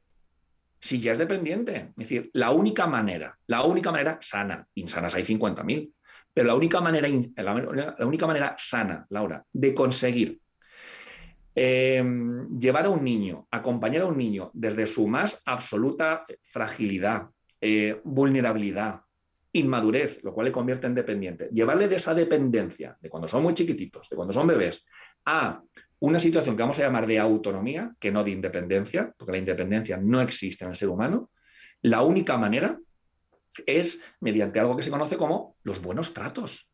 Y los buenos tratos implica querer a tu hijo, implica estar con tu hijo, implica permitirle que llore, implica permitirle que se despida de la yaya, como hablábamos antes, e implica permitirle que esté enfadado. Claro que sí. Entonces, esa es la clave. La única manera de no perpetuar esa dependencia con la que venimos a este mundo es protegiéndoles cuando lo necesitan y fomentando su autonomía cuando están suficientemente protegidos. Esos son los dos pedales. La protección y la autonomía. Si sabemos coordinar, Laura, de una manera adecuada, protección, no digo infraprotección, ni digo sobreprotección, digo protección justa. ¿Y cuál es la justa? La que él o la que ella necesita. Y combinamos la protección con la autonomía, vamos a conseguir un apego seguro. Es el equilibrio flexible, el apego seguro es el equilibrio flexible entre protección y autonomía. Qué bueno. Y claro, porque si ya nos cuesta a veces cuando son pequeños, luego de repente llega la adolescencia en la que entiendo que su cerebro va cambiando y nos alejamos más. Y eso se une a las redes sociales, se une a ese individualismo que estamos viendo. Y encima la pandemia, Rafa, y entonces en el momento en el que seguramente necesitan que estemos más cerca o que por lo menos estemos más disponibles, nos alejamos más todavía, ¿no? Claro, lo que pasa es que en la etapa adolescente, a diferencia de la infancia, en la etapa adolescente el propio cerebro de nuestro hijo adolescente nos lo está pidiendo y se lo está pidiendo a él. Y se produce un proceso de vuelco, es un vuelco terrorífico, ¿no? en la adolescencia, que a veces se gestiona mejor y otras veces se gestiona peor. Pero igual que cuando somos chiquititos, en la infancia, necesitamos de la protección de mamá y de papá, cuando llega la etapa adolescente, la protección, yo adolescente, ya no te la voy a pedir a ti, querida mamá. La protección no me va a dar el de arriba, ¿no? La relación vertical, sino que me la va a dar mis iguales, mis colegas. Y entonces, cuando yo era pequeño, no necesitaba mucha autonomía por tu parte, mamá, papá, y ahora, en etapa adolescente, necesito mucha autonomía por tu parte. Por eso suelo decir que en la etapa adolescente, una de las claves es que mamá y papá de hijos adolescentes elaboren el duelo de enterrar a su hijo niño, a su niño, más que a su hijo, a su niño, y que acojan con los brazos abiertos a su adolescente. Pero el adolescente necesita distancia de mamá y necesita estar pegado a su grupo de iguales. Por eso hay que aprender a elaborar este duelo en la adolescencia, lo tenemos que aprender a hacer nosotros como padres y tenemos que aprender a verlo a los toros desde la barrera. Es decir, estar ahí aunque desde la distancia. Que nuestros hijos adolescentes sepan que estamos ahí para cuando nos necesiten. Pero no podemos estar detrás de ellos, ni ellos van a estar detrás de nosotros como cuando eran niños, porque ya no son niños, ya son adolescentes. Y el propio cerebro adolescente lo que demanda es romper con la zona de confort, Laura, para medirse, para verse en situaciones que no conocen, que desconocen, pero que les generan mucha curiosidad y quieren saber de qué son capaces. Porque hasta hace 2 meses, 2 años han estado bajo el ala de mamá y de papá. Y ahora se quieren probar, quieren saber en qué son buenos, quieren saber qué se les da mal y quieren probar distintas experiencias y distintos estímulos y distintas culturas. Eso es la etapa adolescente. Y como decíamos antes, Laura, como no conocemos el funcionamiento cerebral del adolescente, no les entendemos a los adolescentes. Entiende su cerebro y les entenderás a los adolescentes. Qué bueno.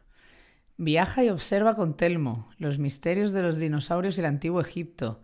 Es un cuento que acabas de publicar recientemente indicado para trabajar la concentración y el control de los impulsos. Eso es. ¿Qué pasa con los niños y las niñas que actualmente en muchos casos les cuesta concentrarse, que seguro que tienes muchos en consulta? Rafa. Pues mira, Laura, yo te lo digo con mucho cariño y mucha sinceridad. Desde luego, tenemos niños y tenemos adolescentes que tienen el diagnóstico de TDAH, ¿no? El famoso trastorno por déficit de atención con hiperactividad, y luego hay otros niños que sí, que les cuesta concentrarse, pero claro, que tienen 4 años, que tienen 5 años. Y entonces, ¿qué es lo que está ocurriendo? Pues que estamos haciendo, metiendo mucha patología y mucho trastorno donde no hay que meterlo. Estamos diagnosticando con una alegría, Laura, y ¿Ves? estamos medicando ¿Qué me con preocupa eso? mucha alegría. Y eso es un tema que me preocupa. La cantidad, fíjate que el TDAH es es una auténtica aberración diagnosticar casos de TDAH antes de los 6-7 años. Es una auténtica aberración. Y hay una cantidad de niños en la etapa infantil diagnosticados de TDAH. Pero ¿cómo puede usted, y esto es culpa nuestra, esto es culpa de los profesionales, ¿cómo puede usted, me da igual, pediatra, que neurólogo, que psicólogo, que público, que privado, me da exactamente lo mismo? Aquí tenemos que hacer autocrítica.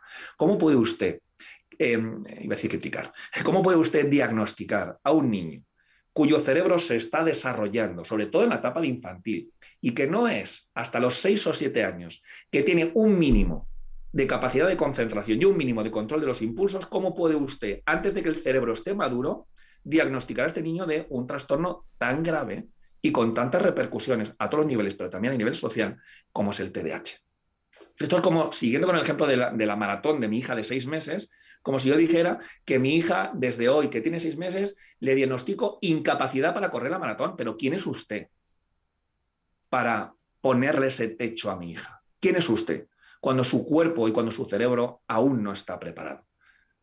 Jo, siento enfadarme con esto, Laura, pero No, es que me parece importante, Rafa, porque creo que me- venimos de una generación en la que no diagnosticábamos nada y seguramente hemos sido niños y niñas que nos tenían que haber diagnosticado ciertas cosas, pero es que hemos pasado a una sobrediagnosticación un Total, poco loca, que lo que total. nos hace al final es ponernos en alerta todo el rato a los padres y a las madres de ¿Y qué le cualquier pasa? cosa distinta que vemos, es que estamos ya desquiciados.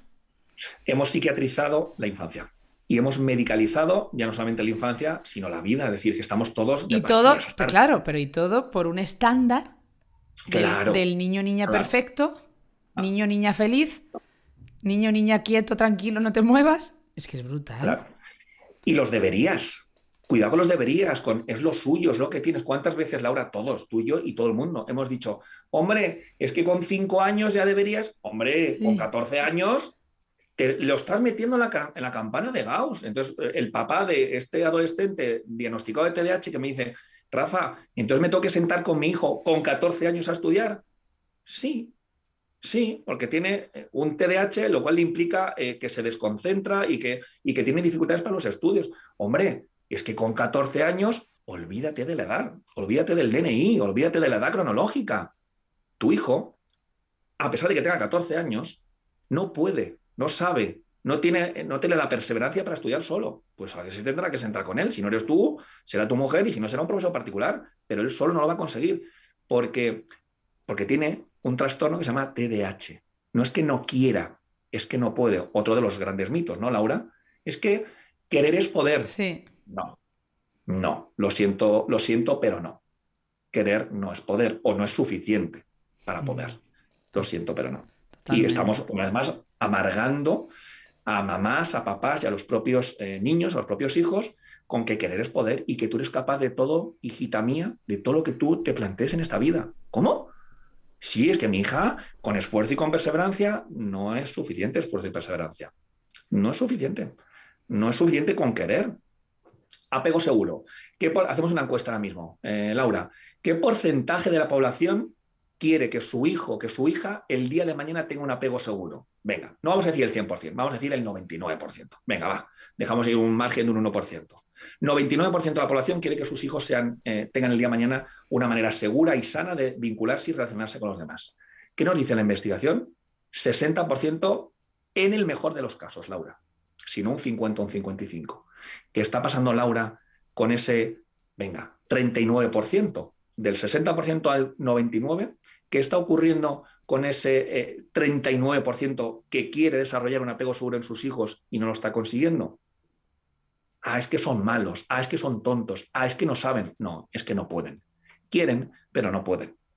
Y creo que este mito hay que erradicarlo de una vez por todas. Nuestros hijos quieren, pero no siempre pueden. Y nosotros muchas veces queremos, pero no siempre podemos.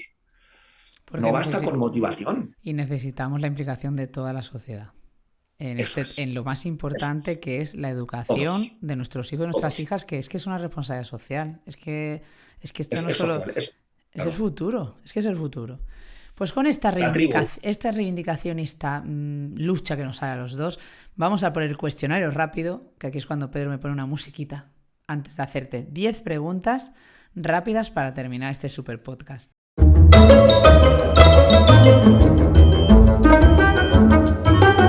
La primera, ¿cuál ha sido tu mayor aprendizaje como padre? Uf, he tenido muchos. Pero uno de los mayores aprendizajes que he vivido como padre, Laura, ha sido que el miedo viene a visitarte constantemente, ¿no? El miedo perpetuo. El miedo perpetuo. ¿Qué es lo primero que haces al despertarte?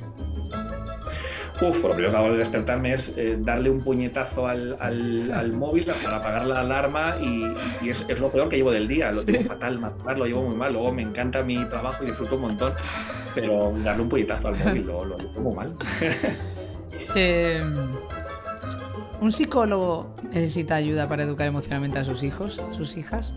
Sí, yo primero. Yo psicoterapeuta, tengo mi psicoterapeuta, sin lugar a dudas. No es, perdona, Laura, no es debilidad, es sentido común. Y responsabilidad. Es responsabilidad, es ser humano. Es ser humano, claro, no sabemos todos y tenemos nuestros problemas con nuestras suegras, con nuestros padres, con nuestras parejas, con nuestros hijos, los tenemos y tanto que los tenemos. Claro. Y que te acompañe y te ayude para comprender mejor a otras personas. Es decir, esto es una cadena. ¿Tecnología sí o no? Bueno, me has hecho una pregunta muy dicotómica. Puedes decir sí, no, pero. Bueno, venga, pues voy a decir tecnología sí con control. Pero, ya que me has permitido el pero,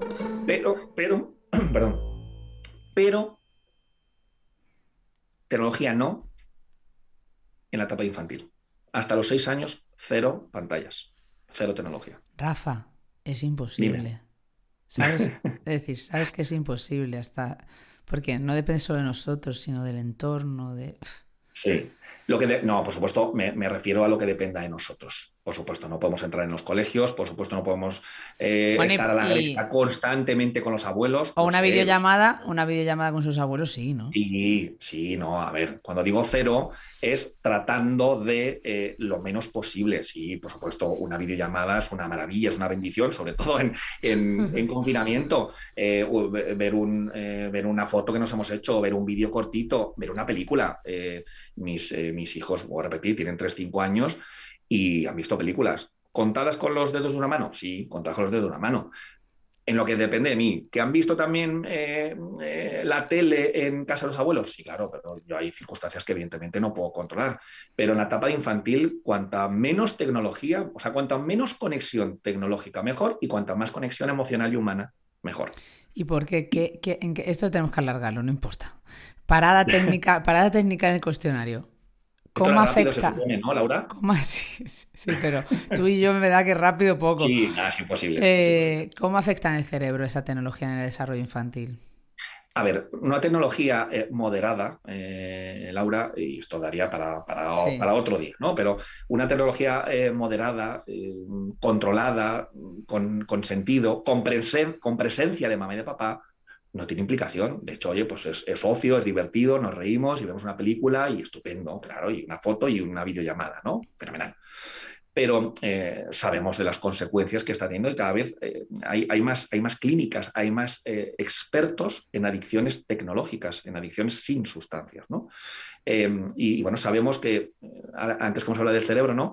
Que un exceso de tecnología lo que hace es activar sobre todo las zonas bajas del encéfalo, lo que yo llamo el cerebro rojo y el cerebro verde, y desactiva el cerebro amarillo, que es el cerebro de la coordinación. Por eso las personas que tienen muchas horas de consumo tecnológico tienen baja concentración, grandes niveles de impulsividad, pobre capacidad de planificación, pobre capacidad de regulación de las emociones. Es decir, todas las funciones ejecutivas que están asentadas en el cerebro amarillo se vienen abajo ante un uso tecnológico, porque la tecnología sobre todo activa cerebros impulsivos, cerebros emocionales. Es el videojuego, es Facebook, es la red social que sea o el dispositivo tecnológico, la pantalla, la que capta tu atención. Tú no te concentras, tú eres captado por el dispositivo.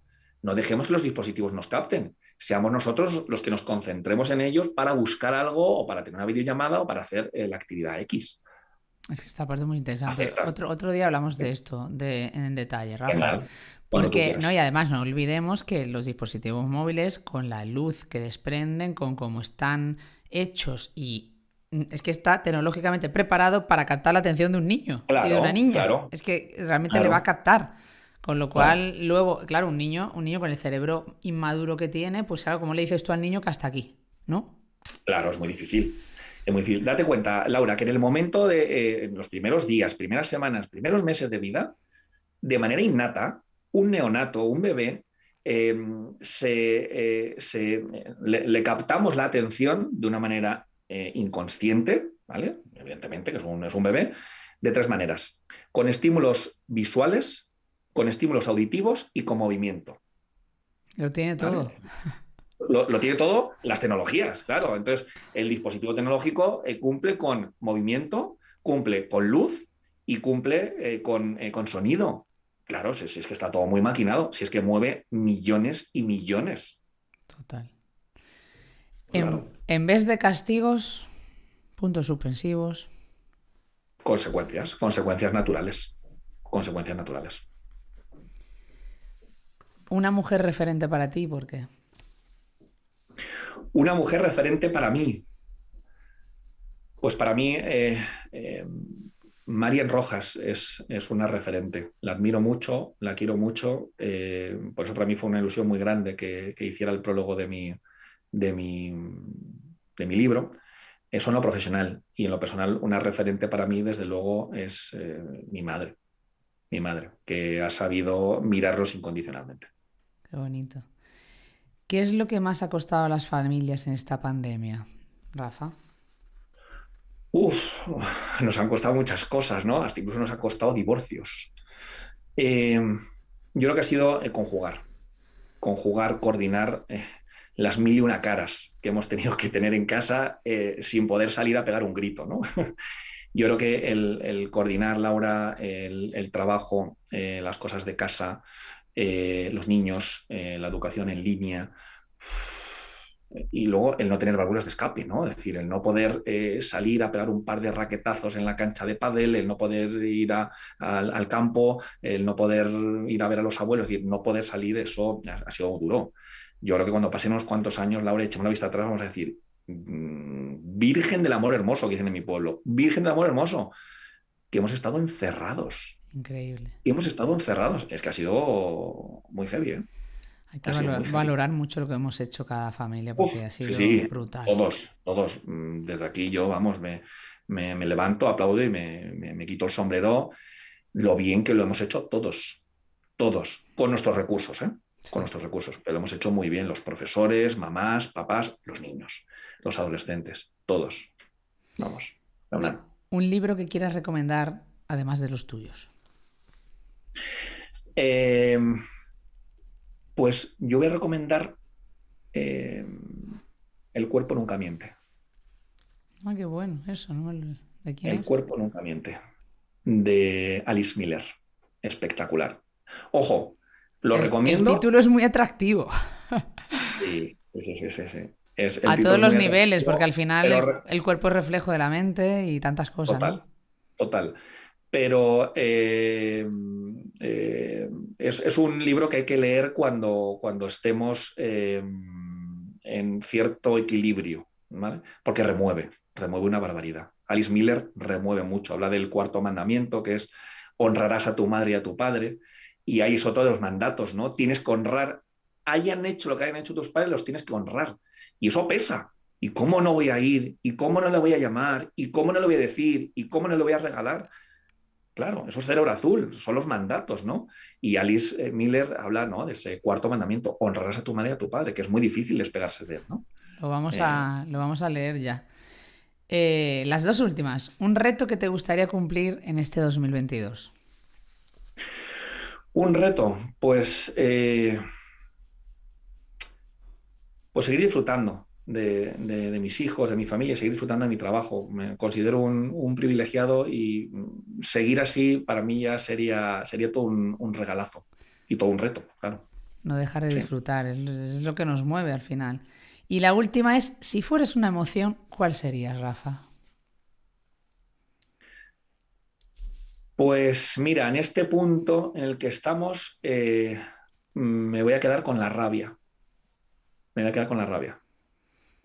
Porque hay muchas cosas que me enrabietan mucho, ¿no?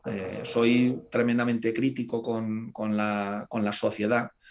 Y soy muy crítico con muchas cosas de las que veo. Luego, evidentemente, en consulta las miro de manera incondicional, las veo de otra manera, pero hay muchas cosas que me enrabietan. Y creo, una vez más, ¿no?, que bien gestionada creo que es importante, ¿no?, que seamos capaces de vez en cuando de dar un golpe en la mesa y de poder quejarnos y decir para tratar de buscar mejores soluciones. Ahora mismo, aquí a comienzos del 22, te diría que la rabia.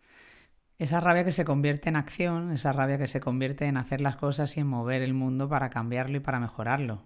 Es importante. Seguramente necesitamos que esa emoción la tenga. Si la tuviéramos todos y todas, imagínate, Rafa. Sí. Hacíamos la verdadera revolución. Claro. Yo creo que esto es pues eso, como una receta de cocina, Laura. Es decir, Sí. que pongamos un poquito de cada ingrediente. En algunos momentos pondremos un poquito más de aquí, un poquito más de allá, un poquito menos de esto. Pero todas las emociones son bienvenidas. Y qué bonito es emocionarse.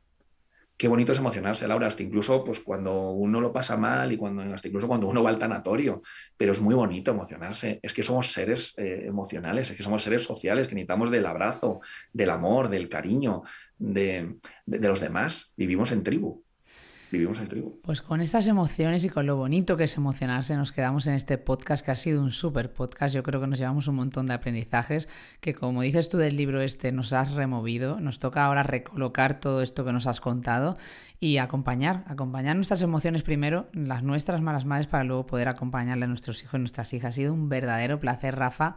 Gracias por este rato tan maravilloso. Gracias a ti, Laura, y gracias a vosotras por escucharnos y nada, pues ojalá y esto os dé que pensar, os remueva y tengamos que asentar, ¿no? Que la estantería ya queda ahí un poco tambaleando y bueno, pues creo que es un ejercicio, ¿no?, de reflexión y de conciencia que merece la pena y que creo que hay que hacer. Un abrazo enorme y a disfrutar muchísimo este 2022. Gracias. Igualmente, Laura, un besito fuerte. Chao. Pues ya está. Ya está hecho. ¿Cuánto tiempo hemos estado, Laura? 1 hora y 15 será. Sí, ¿no? Perdóname, no, pero que no eres tú, Rafa, que yo tampoco. O sea, es que yo no puedo dejar de preguntar y me he dejado preguntas porque ya digo, mira, Laura, ¿sabes? ¿Sabes? Es que no, al revés, me ha encantado, de verdad. Sabía que ese sería un propósito para el año que viene, Laura. El propósito de contar. No, a mí no me importa. No, a mí no me importa, no. No, yo creo que no, porque, mira, yo te diré una cosa. Yo, por ejemplo, ahora ya cuando me invitan a dar charlas y eso y me dicen 20 minutos, y digo, pues no voy. Claro. Es que no me gusta tener que estar ahí como... A ver, si es una charla un poco de una cosa concreta, sí. Pero que me gusta el debate, me gusta poder escuchar a la gente. Es que, y como este podcast mío y hago lo que me da la gana realmente... Claro. Pues a veces es 1 hora, porque hay gente que incluso, ¿no?, que habla menos, y la mayoría de las veces mucho tiempo, y las madres le encanta. Si es que me dicen que se les hace corto, Rafa. Ya.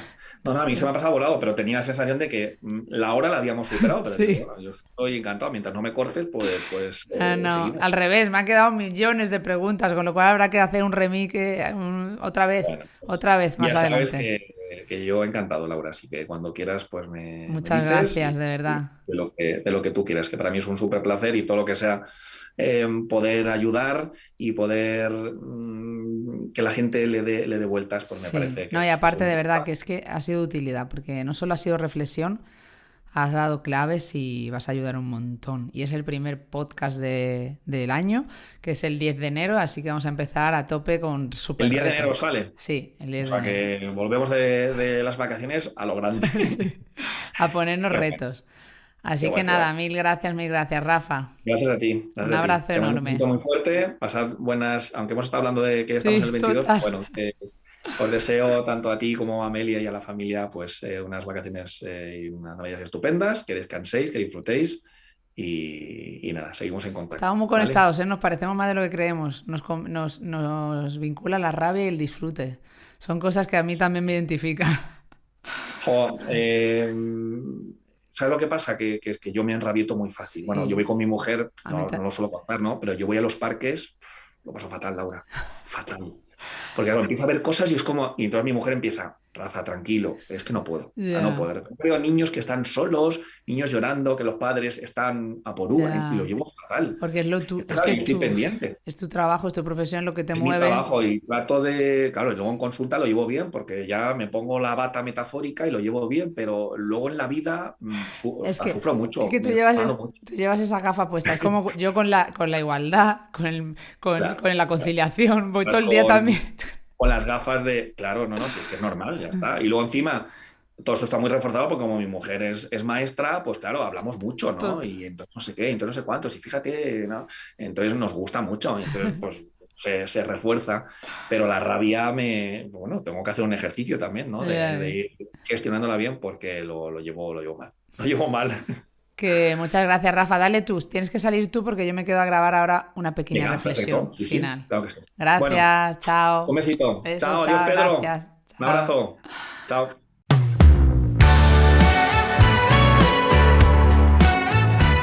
Pues hasta aquí el primer podcast de 2022. Un podcast en el que he querido escuchar, dejar hablar a Rafa porque creo que tiene unos aprendizajes brutales. No os perdáis su libro, El cerebro infantil y adolescente. Yo creo que es esas claves y secretos de la neuroeducación, como él llama, nos van a ayudar a educar en las emociones, a acompañar a nuestros hijos y a nuestras hijas en cada una de las etapas y a entender que no hay emociones buenas ni malas, no vamos a quedarnos con eso, sino que todas son necesarias. Y qué bonito eso que dice, ¿no? Que realmente no es realmente lo que le damos, es que lo que ellos necesitan. Me ha gustado mucho eso. Espero que os haya gustado, malas madres, como siempre. Espero vuestras reseñas, espero vuestras estrellitas, espero vuestro feedback. Me ayuda muchísimo todos los mensajes que me mandáis a partir de escuchar los podcasts. Y gracias a Rafa porque ha sido maravilloso. Hasta el próximo podcast.